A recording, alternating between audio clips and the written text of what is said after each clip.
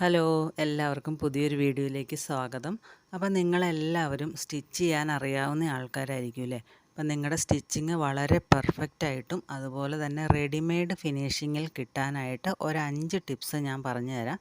അപ്പോൾ അതൊന്ന് ഫോളോ ചെയ്യുകയാണെങ്കിൽ നല്ല അടിപൊളിയായിട്ട് നിങ്ങൾക്ക് ബിഗിനേഴ്സ് ആയിട്ടുള്ള ആൾക്കാർക്ക് പോലും സ്റ്റിച്ചിങ്ങിൽ നല്ല ഫിനിഷിങ് കൊണ്ടുവരാനായിട്ട് സാധിക്കും. അപ്പോൾ ഏതൊക്കെയാണ് ആ കാര്യങ്ങളിൽ നിന്ന് നമുക്കൊന്ന് നോക്കാം. ഒന്നാമത്തെ കാര്യം എന്ന് പറഞ്ഞാൽ നമുക്ക് ഒരു തുണി കിട്ടിക്കഴിഞ്ഞ് കഴിഞ്ഞാൽ ആ തുണിയുടെ കറക്റ്റ് മാച്ചിങ് ആയിട്ടുള്ള ത്രെഡ് ഉപയോഗിക്കാനായിട്ട് ശ്രദ്ധിക്കുക. അപ്പോൾ ചിലപ്പോൾ നമ്മൾ എടുക്കുമ്പോൾ അതിനേക്കാൾ ലൈറ്റ് കളറോ അല്ലെങ്കിൽ കുറച്ചുകൂടെ ഡാർക്ക് കളറോ ഒക്കെ ആയി പോകാറുണ്ട്. പക്ഷേ നമ്മളത് വെളിച്ചത്തിൽ, അതായത് സൂര്യപ്രകാശത്തിൽ കൊണ്ടുവന്ന് വെച്ച് നോക്കുക കറക്റ്റ് ആണോ എന്നുള്ളത്.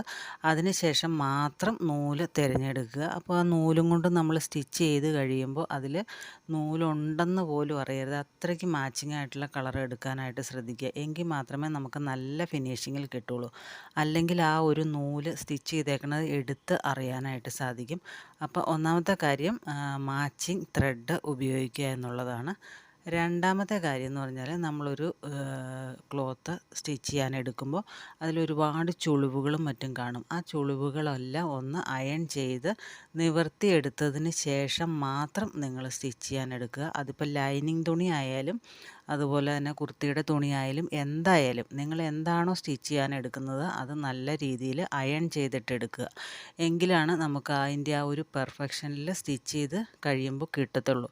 ഒരു അര ഇഞ്ച് അല്ലെങ്കിൽ ഒരു 1/4 ഇഞ്ചിൻ്റെ വ്യത്യാസത്തിൽ പോലും നമ്മുടെ അളവുകളൊക്കെ മാറി മറിയാം. അപ്പോൾ അതുകൊണ്ട് ആ അളവുകളൊക്കെ കറക്റ്റായിട്ടിരിക്കാനായിട്ട് നല്ല രീതിയിൽ അയൺ ചെയ്ത് ചുളിവുകളൊക്കെ മാറ്റിയതിന് ശേഷം മാത്രം കട്ട് ചെയ്യുക കേട്ടോ. പിന്നെ മൂന്നാമത്തെ കാര്യം എന്ന് പറഞ്ഞാൽ വലിച്ച് പിടിച്ച് സ്റ്റിച്ച് ചെയ്യാതിരിക്കുക. സാധാരണ ബിഗിനേഴ്സായിട്ടുള്ള ആൾക്കാരൊക്കെ ചെയ്യുന്ന ഒരു മിസ്റ്റേക്കാണത്. നമ്മൾ വലിച്ച് പിടിക്കേണ്ട ആവശ്യമില്ല. പലതരത്തിലുള്ള തുണികളുണ്ട്. കോട്ടൺ തുണികളായാലും അതുപോലെ തന്നെ ചെറിയൊരു ബനിയൻ ടൈപ്പ് തുണികൾ, അതായത് വലിയുന്ന തരത്തിലുള്ള തുണികളുണ്ട്. അങ്ങനെ പലതരത്തിലുള്ള തുണികളുണ്ട്. അപ്പം നമ്മൾ ഒരു തുണിയുടെ നെക്കൊക്കെ സ്റ്റിച്ച് ചെയ്ത് കഴിയുമ്പോൾ ഇതിപ്പോൾ ക്യാൻവാസ് ഇല്ലാതെയാണ് നമ്മൾ ചെയ്യുന്നതെങ്കിൽ അത് വലിച്ച് പിടിച്ച് കഴിയുമ്പോൾ ആ ഒരു നെക്കിൻ്റെ ഷേപ്പേ മാറിപ്പോകും. അപ്പോൾ നമ്മൾ വലിച്ച് പിടിക്കേണ്ട ആവശ്യമില്ല. പതുക്കെ അങ്ങ് വെച്ച് കൊടുത്തിട്ട് സ്റ്റിച്ച് ചെയ്തെടുത്താൽ മതി. വലിക്കുന്നില്ല എന്ന് നമുക്ക് പൂർണ്ണമായിട്ടും ബോധ്യം ഉണ്ടാവണം. എന്നിട്ട് വേണം സ്റ്റിച്ച് ചെയ്ത് കൊടുക്കാനായിട്ട്. ചിലപ്പോൾ ചില സ്ഥലത്ത് നമുക്ക് എത്താതെ വരുമ്പോൾ നമ്മളിങ്ങനെ വലിച്ച് പിടിച്ച് തയ്ക്കും. അങ്ങനെയൊന്നും ചെയ്യരുത്. എത്താതെ വരികയാണെങ്കിൽ നമ്മൾ എന്ത് ചെയ്യണം, വേറെ ഒരു പീസ് തുണി ഇങ്ങോട്ട് ജോയിൻ ചെയ്ത് കൊടുത്തതിന് ശേഷം മാത്രം വേണം തയ്ക്കാനായിട്ട്. അപ്പോൾ വലിച്ച് പിടിച്ച് തയ്ക്കാതിരിക്കുക. കറക്റ്റായിട്ട് പതുക്കെ മുകളിലേക്ക് വെച്ച് കൊടുത്ത് സോഫ്റ്റായിട്ട് സ്റ്റിച്ച് ചെയ്തെടുത്താൽ ഏത് നെക്കും നല്ല പെർഫെക്റ്റായിട്ട് നമുക്ക് സ്റ്റിച്ച് ചെയ്തെടുക്കാനായിട്ട് സാധിക്കും. പിന്നെ ക്യാൻവാസ് നമ്മൾ പുറത്തൊരാൾ സ്റ്റിച്ച് ചെയ്യാനായിട്ട് കൊണ്ടുതരുമ്പോൾ നമ്മൾ ക്യാൻവാസ് വെച്ചിട്ട് ചെയ്ത് കൊടുക്കുക. അതായത് പല മോഡലുകൾ നെക്കൊക്കെ ഉണ്ടല്ലോ. അപ്പോൾ കോളർ ടൈപ്പ് ആണെങ്കിലും എന്താണെങ്കിലും അപ്പോൾ മോഡൽ ഒക്കെ ചെയ്യാനായിട്ട് നമ്മൾ കൂടുതലും ക്യാൻവാസാണ് ഉപയോഗിക്കുന്നത്. അങ്ങനെ ക്യാൻവാസ് ഉപയോഗിച്ച് കഴിയുമ്പോൾ നല്ല ഫിനിഷിങ്ങിൽ നമുക്ക് കിട്ടും. ക്യാൻവാസ് അയൺ ചെയ്ത് തുണിയിലേക്ക് ഒട്ടിച്ചതിന് ശേഷം നമുക്ക് സ്റ്റിച്ച് ചെയ്തെടുക്കുകയാണെങ്കിൽ നല്ല പെർഫെക്ഷനിൽ കിട്ടും. അപ്പോൾ എല്ലാവരും അങ്ങനെ ചെയ്ത് പഠിക്കാനായിട്ട് ശ്രദ്ധിക്കുക. അപ്പോൾ എളുപ്പത്തിന് വേണ്ടിയിട്ട് നിങ്ങൾ റൗണ്ട് നെക്ക്, സ്ക്വയർ നെക്കൊക്കെ വെക്കാറുണ്ടായിരിക്കും. അപ്പോൾ അങ്ങനെ ആണെങ്കിൽ പോലും, സ്ക്വയറോ റൗണ്ടോ ആണെങ്കിൽ പോലും നമ്മളത് ക്യാൻവാസിൽ ചെയ്യുമ്പോൾ അതിന് വേറൊരു ഫിനിഷിങ്ങാണ് അല്ലേ? അപ്പോൾ അതൊന്ന് ശ്രദ്ധിക്കുക. സോഫ്റ്റായിട്ടുള്ള മെറ്റീരിയലുകൾ കൈകാര്യം ചെയ്യുമ്പോൾ വളരെയധികം ശ്രദ്ധിക്കേണ്ട കാര്യമുണ്ട്. ഇതിപ്പോൾ നമുക്ക് ഞാൻ ഈ പറഞ്ഞ പോലെ വലിയുന്ന തരത്തിലുള്ള തുണികളൊക്കെ ആണെങ്കിൽ നമ്മൾ നെക്കിൻ്റെ വിഡ്ത്തൊക്കെ എടുക്കുമ്പോൾ സാധാരണ എടുക്കുന്നതിൽ നിന്ന് ഒരു 1/4 ഇഞ്ചൊക്കെ കുറച്ചെടുക്കുക. കാരണം ഇത് നമ്മൾ എങ്ങനെ പോയാലും തയ്ച്ച് കഴിയുമ്പോൾ കുറച്ചൊരു വലിച്ചിൽ സംഭവിക്കും. അപ്പോൾ അത് വരാതിരിക്കാനായിട്ട് ഒരുപാട് വൈഡായി പോവാതിരിക്കാനായിട്ട് നമ്മൾ സാധാരണ എത്രയാണോ എടുക്കുന്നത് അതിനേക്കാൾ ഒരു 1/4 ഇഞ്ച് കുറച്ചെടുക്കുക. ഇത് ഞാൻ വലിയുന്ന തുണികളുടെ കാര്യമാണ് പറയുക. അല്ലാത്ത തുണികളാണെങ്കിൽ ഒരു കുഴപ്പമില്ല. കോട്ടൺ തുണികൾക്കും ഈ പറഞ്ഞതൊന്നും ബാധകമല്ല കേട്ടോ.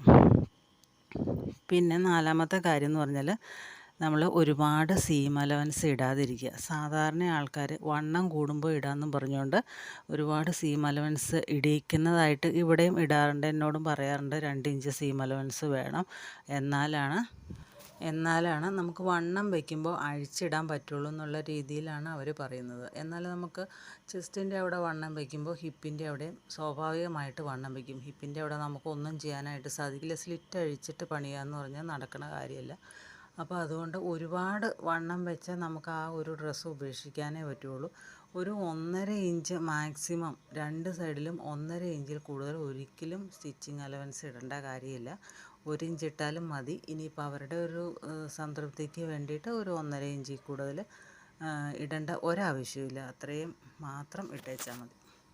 5-മത്തേതും ഏറ്റവും ലാസ്റ്റത്തേതുമായിട്ടുള്ള കാര്യം പറയാം. അതായത് നമ്മൾ സ്റ്റിച്ച് ചെയ്ത് കഴിഞ്ഞ് കഴിഞ്ഞാൽ ലോക്ക് ചെയ്യാനായിട്ട് മറക്കരുത്. നമുക്കിപ്പോൾ അത്യാവശ്യം സ്റ്റിച്ചിങ് ഉള്ള ആൾക്കാരൊക്കെ ആണെങ്കിൽ നമുക്കൊരു ലോക്കിംഗ് മെഷീൻ മേടിച്ച് വയ്ക്കുകയാണെങ്കിൽ അതിൻ്റേതായിട്ടുള്ള ഫിനിഷിങ് വേറെയാണ്. നൂലൊന്നും എഴുന്നു പോവാതെ നല്ല രീതിയിൽ നമുക്ക് കസ്റ്റമർക്ക് കൊടുക്കാനായിട്ട് സാധിക്കും. അപ്പോൾ ലോക്ക് ചെയ്യുക. പിന്നീട് നല്ല രീതിയിൽ അയൺ ചെയ്ത് മടക്കി നല്ല നീറ്റായിട്ട് വേണം നമ്മൾ കസ്റ്റമർക്ക് കൊടുക്കാനായിട്ട്. കൊടുക്കുമ്പോൾ അത് കറക്റ്റായിട്ട് നല്ലവണ്ണം അയൺ ചെയ്ത് മടക്കി വേണം കൊടുക്കാനായിട്ട്. അതുപോലെ തന്നെ അതിൽ സീം അലവൻസ് അധികമില്ലയെന്നും നൂലൊന്നും എക്സ്ട്രാ പൊങ്ങി നിൽക്കുന്നില്ല എന്നും എല്ലാം ഉറപ്പ് വരുത്തി എല്ലാ അളവുകളും കറക്റ്റാണോ എന്ന് നോക്കിയതിന് ശേഷം മാത്രം കൊടുക്കുക. നമുക്കിപ്പോൾ ഒരു അളവ് ചുരിദാറാണ് അവർ കൊണ്ടുതരുന്നതെങ്കിൽ ആ അളവ് ചുരിദാർ കറക്റ്റാണെന്നുണ്ടെങ്കിൽ അതിൻ്റെ അതേ അളവ് തന്നെയാണോ ഇതിലേക്കും ഉള്ളതെന്ന് ഏറ്റവും ലാസ്റ്റ് നമ്മൾ കൊടുക്കുന്നതിന് മുമ്പ് ഒന്ന് ചെക്ക് ചെയ്തിട്ട് കൊടുക്കുന്നത് നന്നായിരിക്കും. അല്ലെങ്കിൽ പിന്നെ നമുക്ക് ഇരട്ടി പണിയാവും. അതായത് ഇട്ട് കഴിഞ്ഞിട്ട് വീട്ടിൽ പോയൊക്കെ ഇട്ട് കഴിഞ്ഞിട്ട് തിരിച്ച് കൊണ്ടുവരിക എന്ന് പറയുമ്പോൾ നമുക്കത് ബുദ്ധിമുട്ടാണ്. അന്നേരം നമ്മൾ വേറെ വർക്കിലായിരിക്കും. അപ്പോൾ അതിൻ്റെ ഇടയ്ക്ക് ഈ ഓൾട്രേഷൻ ചെയ്യാനൊക്കെ ബുദ്ധിമുട്ടായിട്ടുള്ള കാര്യങ്ങളാണ്. അപ്പോൾ മാക്സിമം കസ്റ്റമറോട് നമ്മുടെ വരുന്ന കസ്റ്റമറോട് ഇട്ട് നോക്കിയിട്ട് കൊണ്ടുപോകാനായിട്ട് പറയുക. അപ്പോൾ കസ്റ്റമറുടെ സാറ്റിസ്ഫാക്ഷനാണ് നമ്മുടെയും സാറ്റിസ്ഫാക്ഷൻ എന്ന് പറയുന്നത്. അപ്പോൾ ഈ കാര്യങ്ങളൊക്കെ നിങ്ങൾക്ക് ഉപകാരപ്രദമാണെന്ന് നിങ്ങൾക്ക് സ്വയം തോന്നുന്നുണ്ടെങ്കിൽ നമ്മുടെ ചാനലൊന്ന് സബ്സ്ക്രൈബ് ചെയ്യുക. അതുപോലെ തന്നെ വീഡിയോ ഒന്ന് ലൈക്ക് ചെയ്യുക കേട്ടോ.